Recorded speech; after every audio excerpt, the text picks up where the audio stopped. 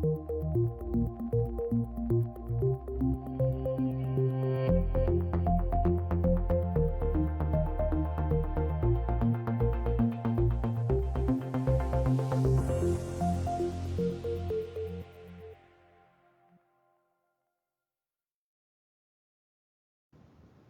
evening and welcome to the Healthy Debate.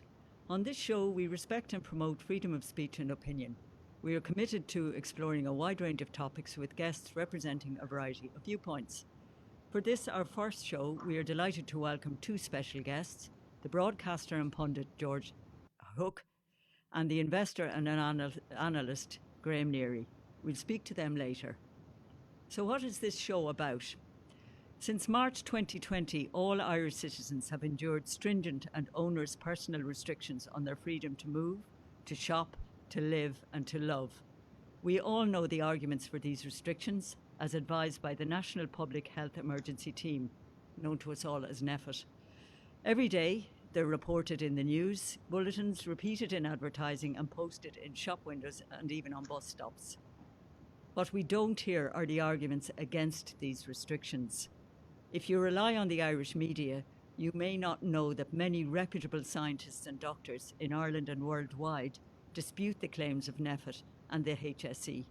They disagree with the strategies of lockdowns, social distancing and face coverings, and believe that the threat of the virus is vastly overstated to the detriment of public health. We had planned to open this series of programmes with a forensic look at how the media has presented the COVID story over the past 8 months. However, only yesterday we heard the trials for a COVID-19 vaccine are showing promising results. And so on this evening's show, we'll also take a look at what we know about this vaccine, which has already been hailed as a breakthrough.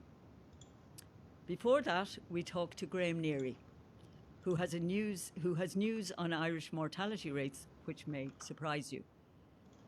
Graham's career in the financial sector, including 4 years working on life insurance, has given him a special insight into this subject. People are living longer than ever before. Indeed, it has never been safer to be alive than at this very moment. With this pattern unchanging in 2020, SARS-CoV-2 is little more than a blip. Good evening, Graham. Are you there? Graham, can you hear me? Graham? We're just trying to get through to Graham here, who clearly can't hear us. Graham, ooh-wee. Are you there? Graham, can you hear me? Hi, Lindy. Did you hear what I just said? No. No. I just said that you have some very interesting facts on mortality rates, and that in fact the news is good because we're longer living now, and that this year is no different to other years, and that SARS-CoV-2 is just a blip.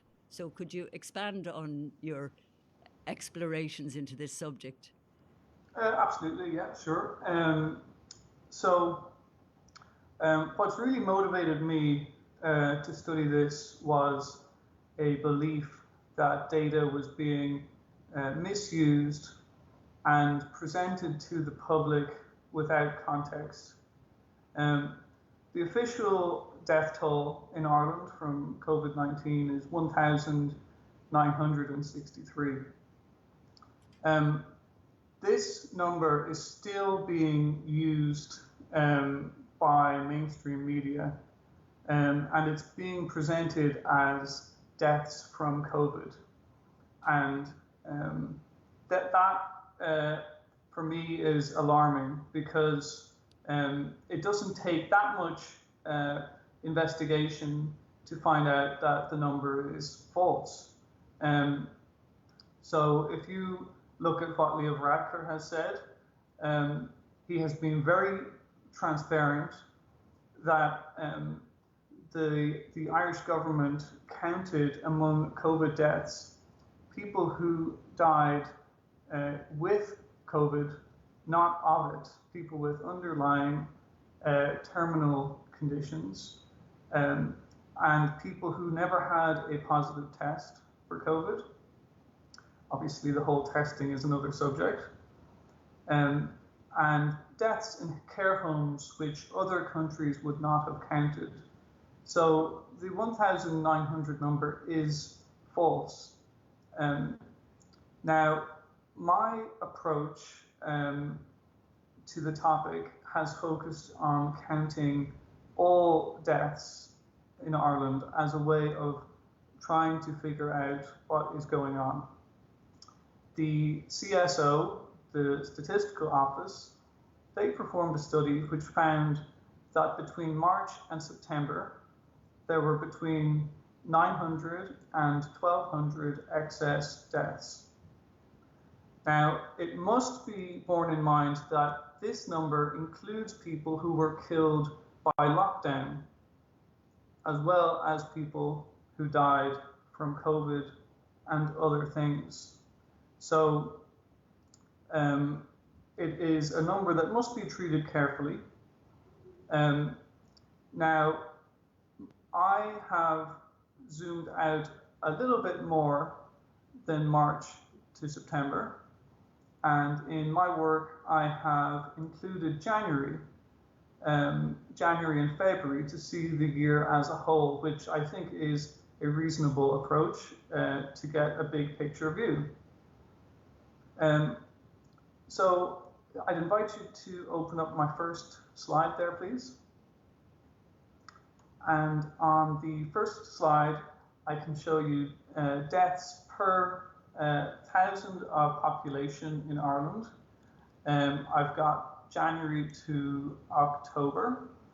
The numbers aren't completely final yet, but the estimates are getting pretty close now in terms of we can be fairly certain this is what happened, more or less. And you can see that simply making an adjustment for population gives you the answer that April 2020, which was a very bad month for deaths, was still not much worse than January 2017 and January 2018. So we immediately have context that actually deaths per 1,000 people was not extraordinarily high. It was high for April, don't get me wrong. It was an unusual April, but the year from January to September was not extraordinary in terms of the total.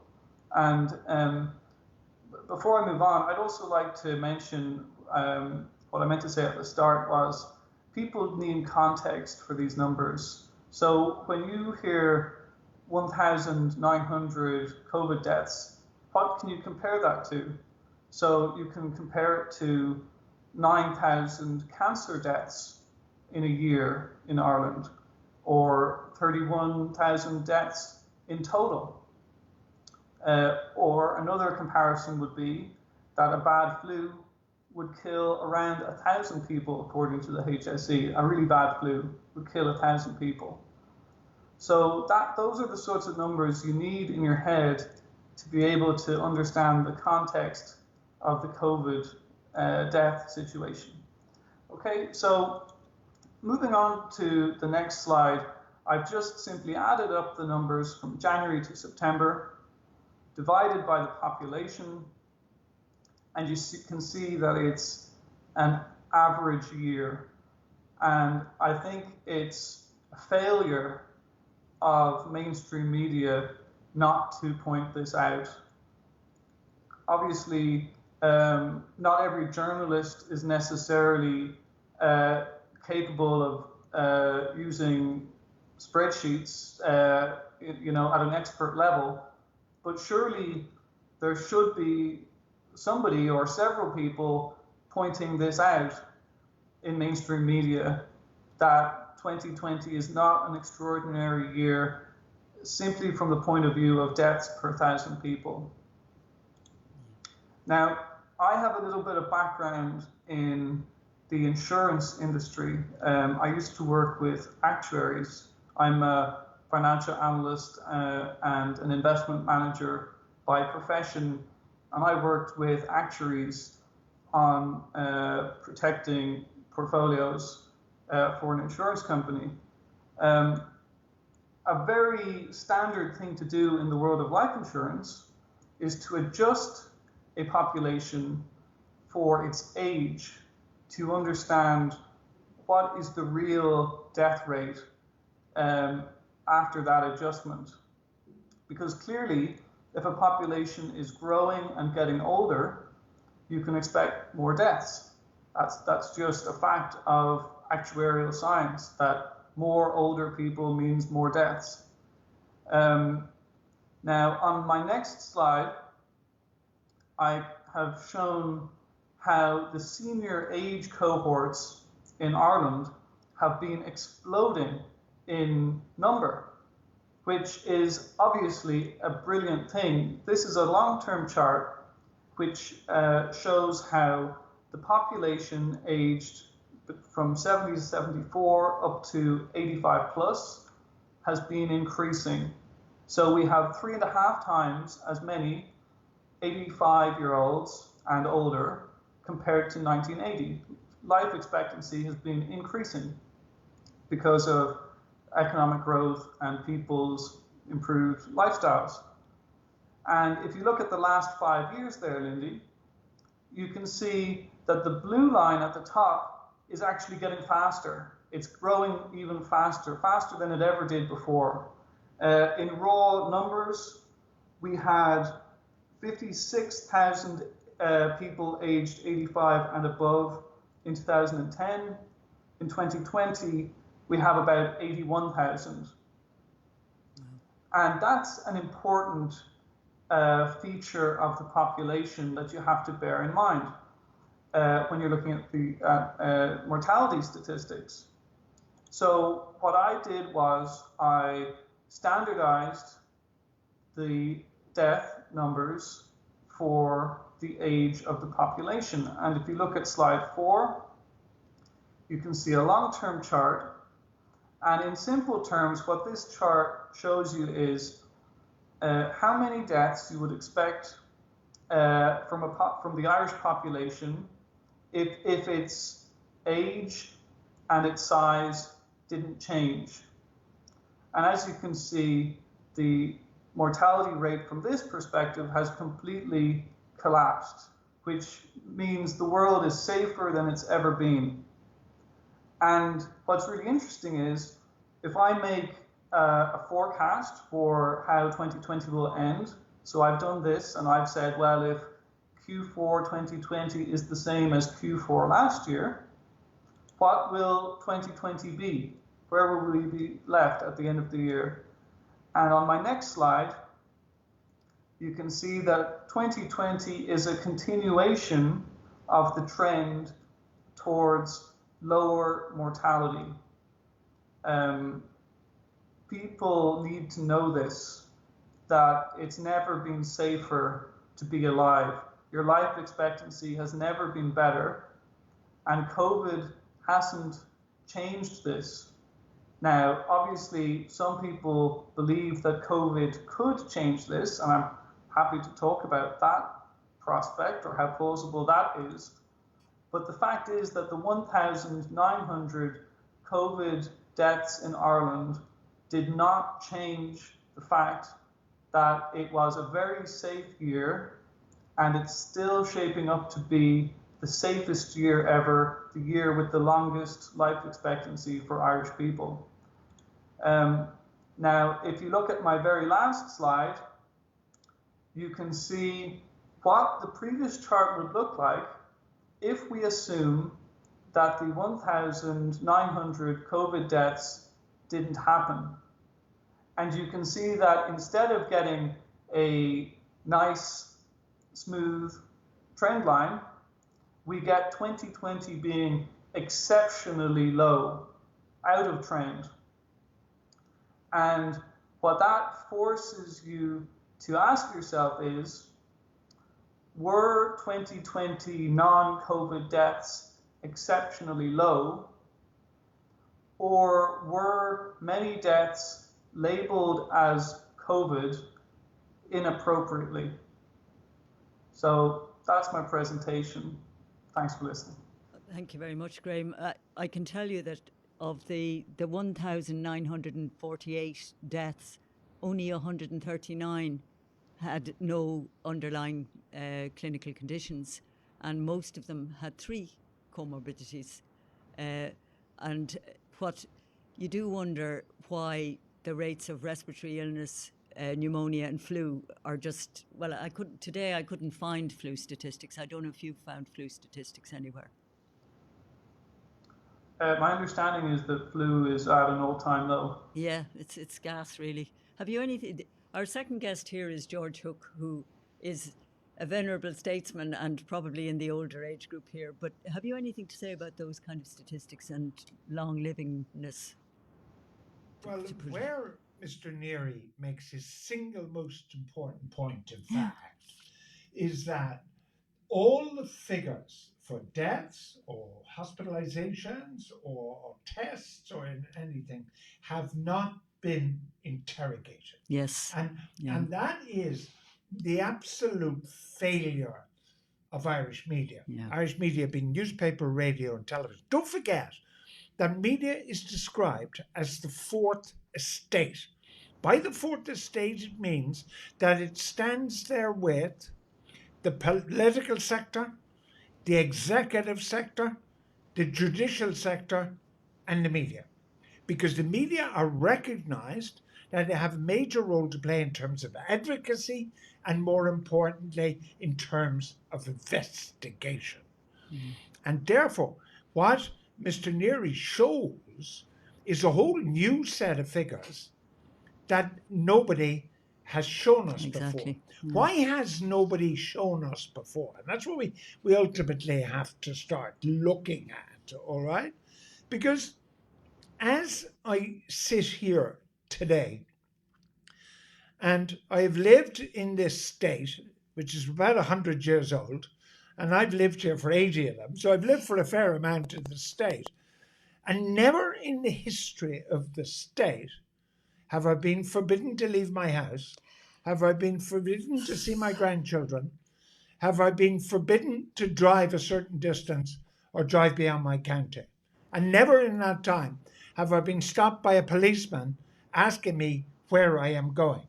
Now, the last time that we saw rigor of this kind of our movements, the black and tans marched around the land.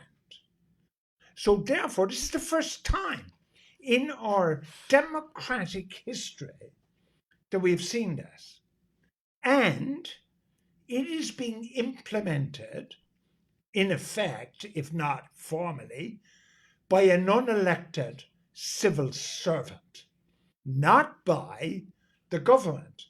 Because far as we know, and we'll talk about it, far from being an advisory body, they're actually, in simple terms, calling the shots. So therefore, the other piece of rigorous interrogation that must take place is in the man who, in effect, has declared martial law in Ireland, Dr.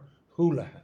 Nowhere have I seen, other than apparently he has a keen interest in Gaelic football, nowhere have I seen a study of the background of the man who is deciding our lives. So let's look just a little. Now, it's very important for the purposes of this program that somebody such as myself, who in his time has had some pretty flamboyant opinions, it's very important for me that this is not about opinion. Yeah. It is very important to understand that in everything I talk about fact, and I back them up by fact.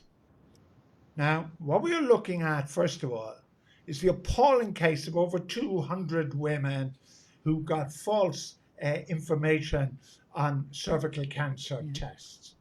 Sadly, I would remind people that 18 of those women have died.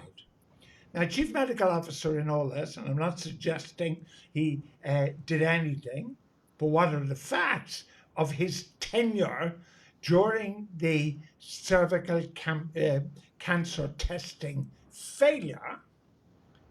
Deputy Kelly of the Labour Party and Deputy Cullinan of Sinn Féin in Dáil Éireann called for his resignation because in their opinion, he was incompetent in the whole issue. Yeah. Now, that's their opinion. I merely state it. Also in Dáil Éireann, Deputy Louise O'Reilly of Sinn Féin said, and it is a fact, that Dr. Holohan withheld information on the cervical cancer issue from the Taoiseach and the Minister for Health. And that was stated in Dáil Éireann by Deputy O'Reilly. Now, if you then move slightly forward and you come to, and by the way, there are obviously huge legal cases with enormous financial implications for the state coming down the track on the issue of the cervical cancer tobacco. If you then look at the swine flu vaccine, that was before the cervical cancer. Yeah, 10 years. Yeah. If you now look at the swine flu vaccine and Dr. Holohan's role in the swine flu vaccine, he received a letter, and this was used by Senior Counsel Gleeson in the High Court as evidence on behalf of his client who won her case. Dr. Holohan received a letter from the Irish Medicines Board in relation to the vaccine in which they expressed grave concerns that this vaccine was being given to children, but had never been tested on children. Yeah. The following day, within 24 hours, Dr. Holohan went before a Dáil committee and said this vaccine was utterly safe. Extraordinary, given he had received a letter the day before from the IMB expressing grave concerns.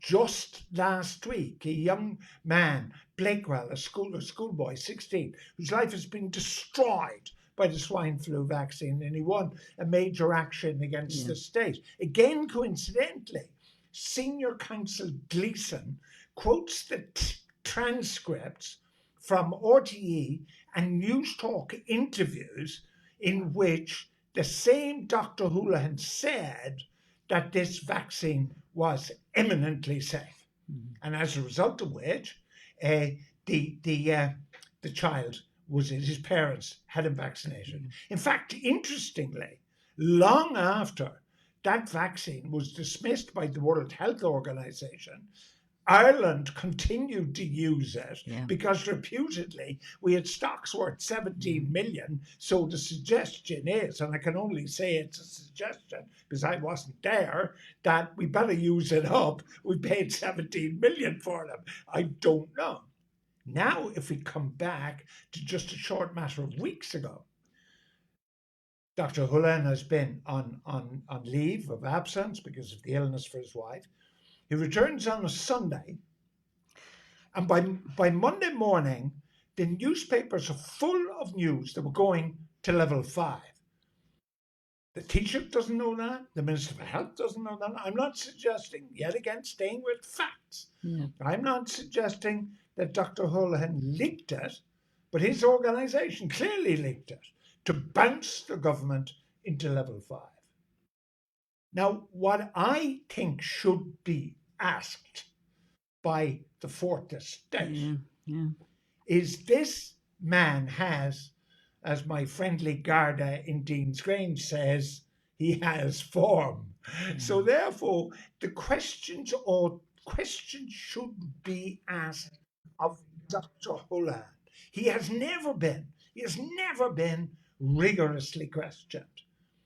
Also, we don't have a Minister for Health. The Minister for Health is missing in action because the press conference, I've never heard of it in my life. You know, the press conferences are run by an unelected civil servant, and he tells us what to do. I mean, can you imagine? They've just got the troops off the beaches in Dunkirk, and instead of Winston Churchill, some unelected representative goes on what was then the radio and speaks to the British people. It's incomprehensible. So if that person, Dr. Holohan, is running the entire show, then he should be rigorously examined. just as much as the Taoiseach Varadkar is being rigorously examined about his actions. There is no rigorous examination. And I have to say, the Fourth Estate, of which I was once proudly a member, the Fourth Estate has failed the people of Ireland. Have you any explanation for this? I have. The explanation is simple. We are now in Putin's Russia. The only difference with Putin's Russia is somebody doesn't stab us with a poisoned umbrella. But what does happen is all critical questioning is stopped by why? fear. Let's take the case of Dr. Feely, who came out with a really cogent, reasonably researched article which differed from the accepted view. Yeah. Undoubtedly, I don't know, but one I could suspect, he got a phone call which said, you can resign or be sacked, so he chose to resign. So the only one man who was prepared to step out of line and say, listen, it's not the way you're being told, he's fired and silenced. Dr. Ciara Kelly, who happens to be a medical doctor, presents the breakfast show on News Talk. Yeah. She stepped out of line and asked questions which had not been asked. Now, she wasn't fired to News Talk's everlasting credit, but she was driven off social media by the Twitter Nazis. Forced off media on many of the comments were written about it were libelous, they were certainly disgraceful, and so on, but they're anonymous so they can write what they like. So if you were somebody and you had a viewpoint and you were prepared to put it out there, if you were going to lose your job, would you do it? Probably not. I mean, I'm not going to. I've been fired once, so they're not going to fire me again. But like, if you were a doctor working for the HSE, would you step out of line? So who is talking to us? I think this is the most interesting thing. I agree with you. Yeah. Who's talking to us now? Before St. Patrick's Day, there were fellas, mostly fellas, working in dusty laboratories with test tubes and Bunsen burners. And in their spare time, they were lecturing semi-bored students. They were immunologists and epidemiologists. Suddenly, now, they are media superstars. There cannot be a television program or a radio program or a newspaper article without one of these media superstars who 9 months ago we didn't know who the heck they were. They now are not only household names, I'm sure they have an agent. I'm sure they're about to write a best-selling book. And they come out and they say, I watched television aghast as one of them came on television and current affairs show and said, if you listen to me, we will be at zero COVID by Christmas. Was he questioned? No, just accepted. It's not a question of is he right or is he wrong, but if Micheál Martin said, or Pascal Donoghue, that the gross national product is going to rise by 10% next year, somebody will question him. Yeah. So why is there no questioning? It's essentially fear. Fear now stalks the streets in a whole range of ways. But how did they generate the fear? I mean, this is what I find fascinating. Generating the fear comes from one day, and you can pinpoint it. You can pinpoint the day, and you can pinpoint the action. Right. Much as we may laugh at Boris Johnson and so on, Johnson essentially for Britain in mid-March was of the herd community viewpoint, of the sort of Swedish model that we kind of have a relaxed view to it, look after our old people, and we should be okay.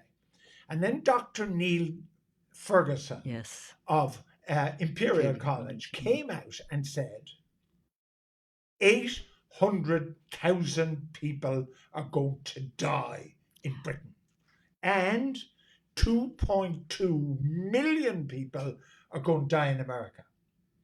Suddenly, Johnson and Mr. Cummings, his acolyte, say, oh, shoot, we better do something here. Let's go to lockdown, and then the rest followed. It is incomprehensible that the Irish didn't read it.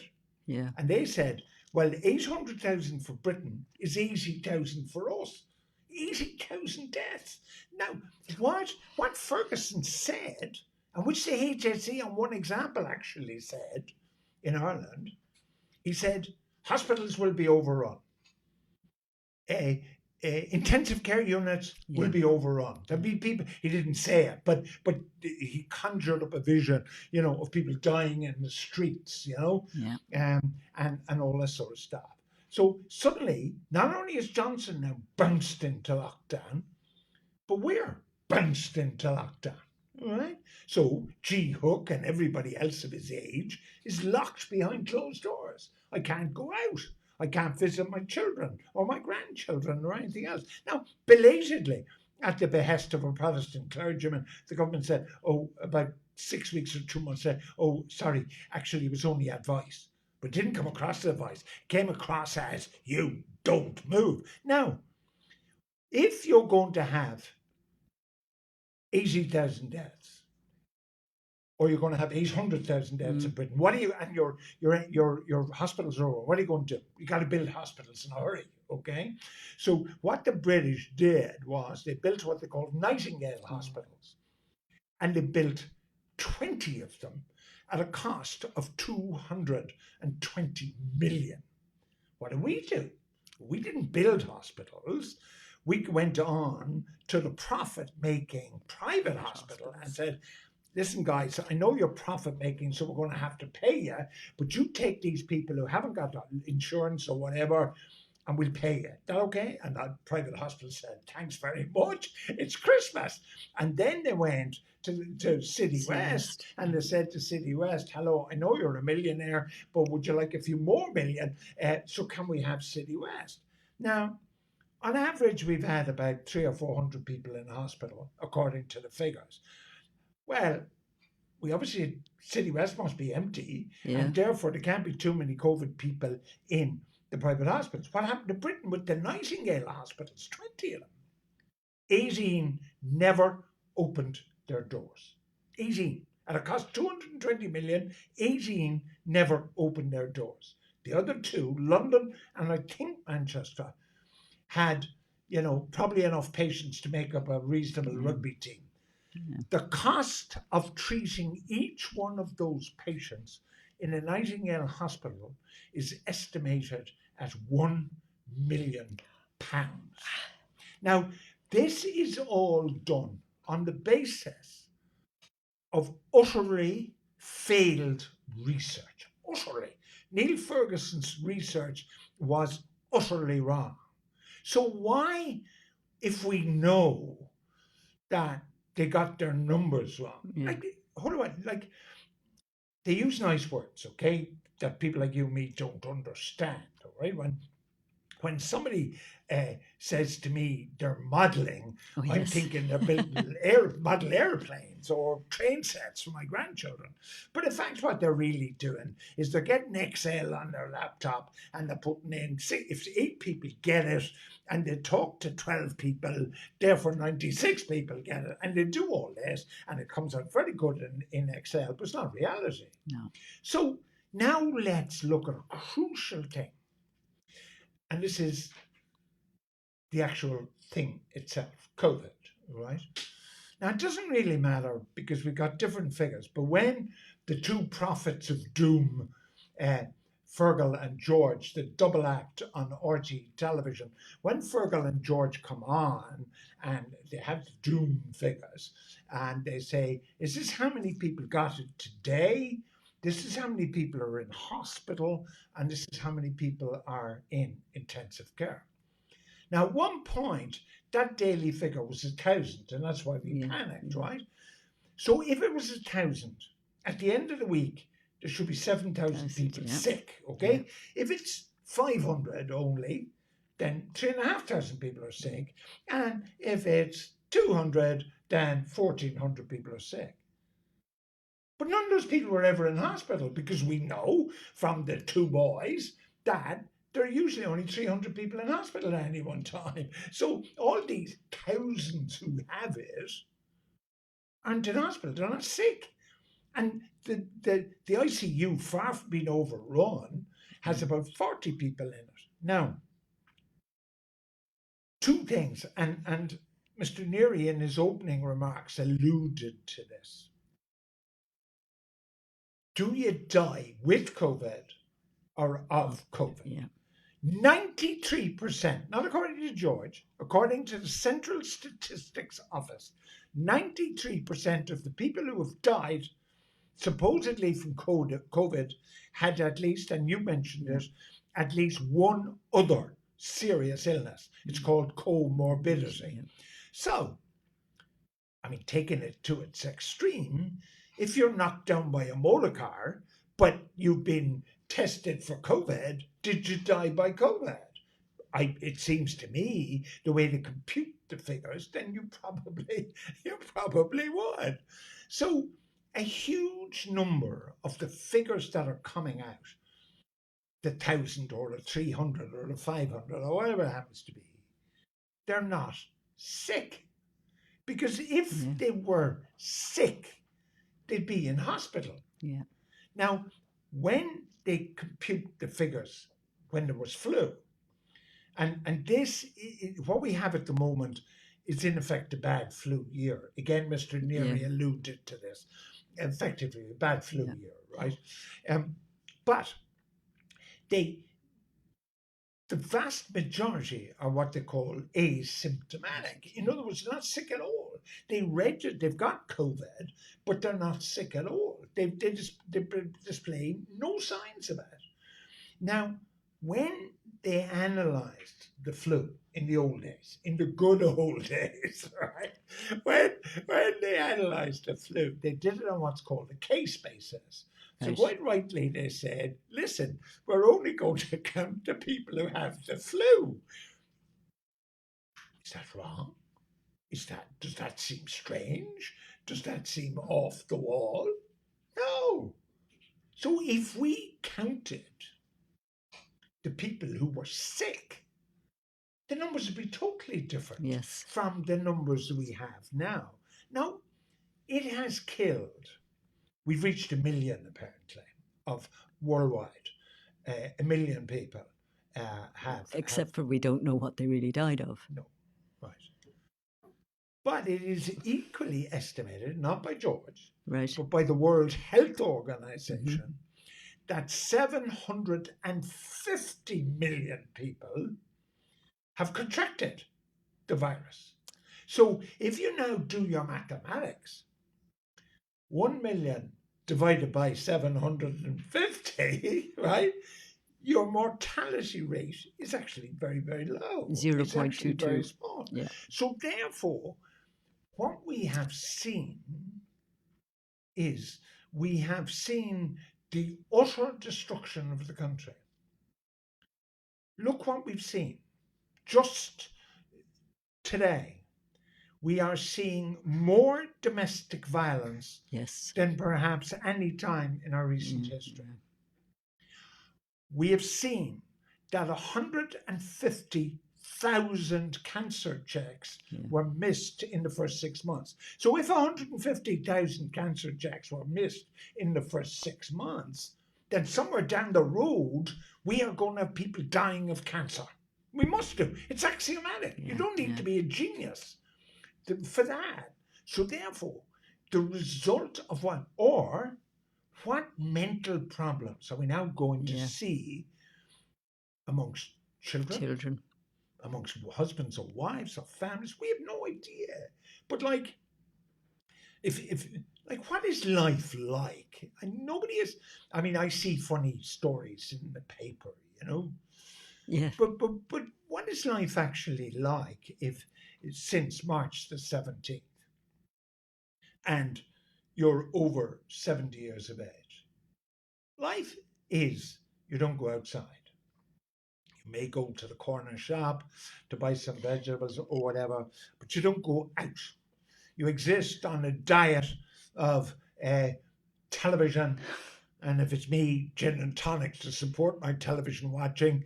but you're in the house.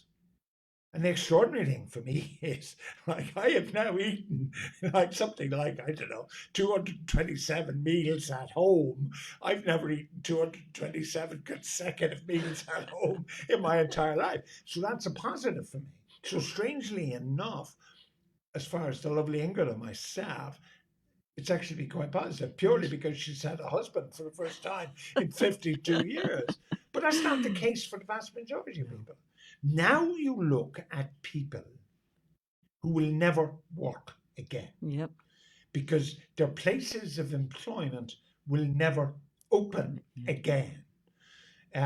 If you look, and I appreciate everybody listening isn't in Dublin, but if you look at city centre Cork, city centre Limerick, all the urban centres, they're dead.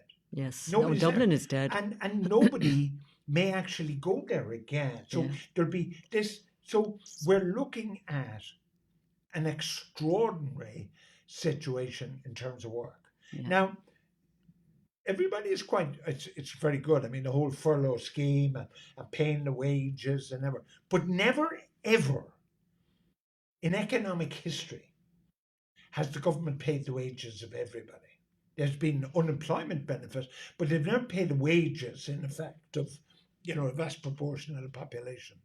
Now, the story is from the best experts, the economists, certainly not me, but the economists say, well, listen, you borrow a ton of money, but it's really cheap. So you borrow a ton of money, right? Now, I don't think my mother would have used that kind of economics at home. On the basis she would have said, I know the money is very cheap, but at some point you're going to have to pay it back. So now we're also looking at an economic situation of where our children and our grandchildren and probably our great great grandchildren are going to be paying for this. Yeah. So we'll be paid for in some way, it'll be paid for in taxes or whatever. Now, is there an answer? Is there an answer? Absolutely. There is. There is. Yeah. And I suspect deep down it's Dr. Houlihan's answer. If we go back to the Middle Ages and we only have candles and none of us walk, and we live on potatoes like our forefathers did during the famine, we probably won't spread it. But you won't have any economy, you will have nothing. You will be in the Middle Ages. But what has been proven beyond a shadow of a doubt, and if Dr. Houlihan is listening, he can come in here and he can face me down and tell me why he's right, because he is wrong. And the numbers do not support what he is trying to do, because what is the result of this is the destruction of the Irish economy and the Irish people based, and this is the tragedy, based on a false premise. But why? Well done, George. What I really don't understand, though, is that you and I have both looked at the facts that are available on the CSO. They're very easily available. Why is it that nobody has actually, in the media, why is it that they have just bypassed this? No, it is fear. It is fear. But Because fear of what? Well, I mean, I saw Ciara Kelly, good friend Ciara Kelly, Yeah, you're right. and a very good broadcaster and a medical doctor. I saw what was done to her on social media. And I believe that many people who might nobody will challenge. This is the incredible thing. Nobody will challenge these so-called experts. Nobody, whether they are epidemiologists or whether they are civil servants. There's another civil servant. I think Reid is his name, but I'm not sure. He's the HSE. So this guy is a modeler, right? So he does the thing about if A happens, B will happen, and there'll be so many people sick, right? Why isn't he asked, well, listen, why don't you do a model on how many people will die with cancer now because they haven't been tested?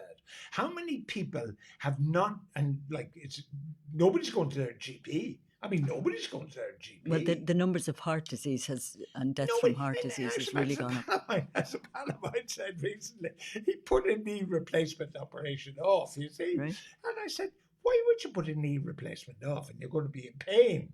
And he said to me, because I'm afraid if I go into hospital, I won't come out. So, like, there is a fear. Fear stalks the land. Like, I mean, okay, golf is an elite sport. It's Yeah. not, but Well, it's reputedly. And because a bunch of idiots disgrace themselves in Sligo or wherever, I suspect that's the reason golf courses are closed. There is nothing more social distancing than four people on a yeah, golf hole in it's the true. open. Tennis courts are closed.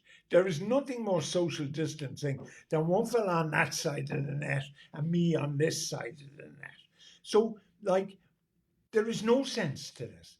Now, there is one problem, and I'm ready to admit why there's one problem, and it is a national characteristic. So, when the Swedes said, and they said, we trust the people, Hmm. right? They actually could, right? But let's be honest, the Irish aren't great at the trust thing, right? So I think there is a danger that if we sort of say, listen, lads, it's free for all Friday, or it's free for all Christmas, but be sensible. I just think we'll be sensible. But even allowing for that, I don't think there is any reason for lockdown. Now, on the contrary, if Dr. Houlihan had the courage of his convictions and he was sitting next to me over there, Yeah. he would say to me, ha ha, but before I imposed a lockdown, there were 1,000 cases a day. Today, there's only 250. Ergo, the lockdown works. Yeah. But none of these people had it. Like although I don't go out very much, like when I was going out, when the golf club was open, nobody knew anybody. And Yeah. there's Yeah. Yeah. 1,800 people in the golf club. Nobody knew anybody who had COVID. Now in Ireland, because of the kind of people we are, we know somebody who has everything. It doesn't matter what they had. Like if you said to somebody, do you know somebody with an Omega watch? They'd say, I know a fella with an Omega watch. Nobody, but nobody knows of a fella in their immediate circle that has that, right? Now, this is where I think this is wrong. Yeah. This is a dictatorship of the many by the few, and most importantly, it is a dictatorship by the unelected who already has questions to ask in his previous career. Questions have to be asked. He should be asked them now, and he should be asked hard questions, not softly, softly by the band of brothers on Yeah. RTE News. Right. Graham, are you still there? Have you anything else to say on what George has been saying here? Yeah, sure. Thank you, Mr. Hook, for those wise comments. I would like to echo what George said, but using a slightly different language. My background involves doing something that's called a cost-benefit analysis. Whenever you propose a solution to a problem, you're supposed to measure the costs and predict the benefits. And there is no evidence that the Irish government has done this in relation to its COVID-19 policies. And the media is not holding them to account. In press briefings, there could be much, much harder questions. I try to ask the questions on Twitter and I usually don't get an answer. The commentators, I feel, could take things from a much broader perspective than they do. So, for example, has there been a calculation of deaths caused by lockdown? No, there hasn't. Now, the Irish Examiner, to its credit, published an article on Friday noting that 300,000 cancer screenings have now been delayed. So it's getting worse than what Mr. Hook realized. So that's 300,000 delayed cancer screenings. Who knows how many missed cancer diagnoses are involved there? And I totally agree with what George said, that the modelers, Professor Philip Nolan and his colleagues, should be modeling cancer deaths and other deaths caused by failure to diagnose. That should be part of their remit, or if they don't want to do it, we need somebody talking to the government who is doing it. Mental health is another massive cost. We have a mental health epidemic now. And another major cost is the intangibles. And Dr. Martin Feely talked about this. He said, the problem is that the costs of lockdown, social distancing, and masks can't be measured. So, for example, what is the cost of not being able to see or hug a close relative for 6 months? Nobody can put a price on that. But does that come into the equation at all? One thing I have noticed is that the government seems quite enthusiastic about banning things which can't be taxed, and the things which can be taxed seem to be allowed more readily. A cost-benefit analysis would also consider the massive economic and financial cost. So if you think, for example, of the Children's Hospital, which was an extremely controversial topic not that long ago, that budget ran to 2.4 billion euros. The excessive government borrowing as a result of its COVID policies is expected to run to around 50 billion euros, according to IBEC. In other words, that's 20 children's hospitals. That's more than twice the annual healthcare budget. Does that matter? Does anybody care about that? Or is that just considered to be a figment of our imagination because it's borrowed money and therefore it doesn't matter? Right. Well, we've just a few minutes left at this stage. We've had some very interesting views here. I still think the major problem is that I think the fear that George has been discussing has been generated by the media coverage to a large degree. Have either of you any view of where we might be in, let's say, 3 months' time or 6 months' time, or how we can get out of this mess? George, would you have a view? Brief. Well, I'll be very brief. If Dr. Houlihan is in charge, I have no faith in any reasonable resolution of this. The magic bullet of a vaccine may well save everybody's backside, but I just cannot bear to look at what is happening this Christmas. And I can tell you, that is extremely damaging to my mental health. Right. Graham, would you have any likely solutions at all? Well, the government stance is that we are in lockdown, rolling lockdowns until there is a vaccine. So it looks like unless there is enough pressure from, essentially people outside the political system who are trying to break in and change their mind, unless there is some sort of breakthrough, that's what we are stuck with for now.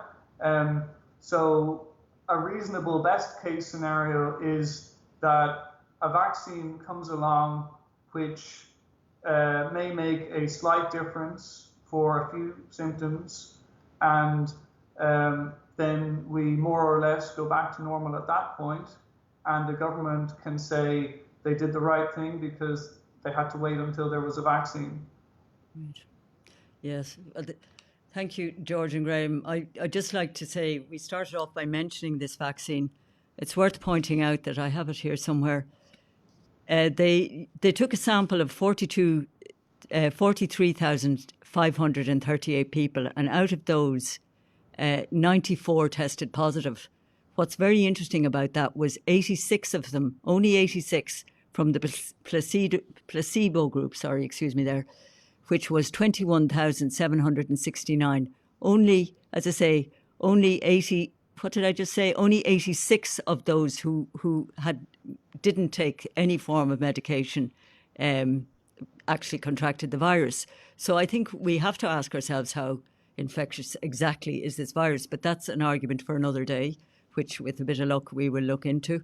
The good news is that the numbers are down, and we can but hope that we will see some light at the end of the tunnel fairly soon. So I think we'll wrap it up there. And once again, thanks to George and to Graham for a very stimulating discussion. And I hope you've all enjoyed this first episode and that you'll be back for more in weeks to come. If there are any topics you want particularly looked at, please let us know by the websites and Twitter and so on. Okay, good night and thank you very much.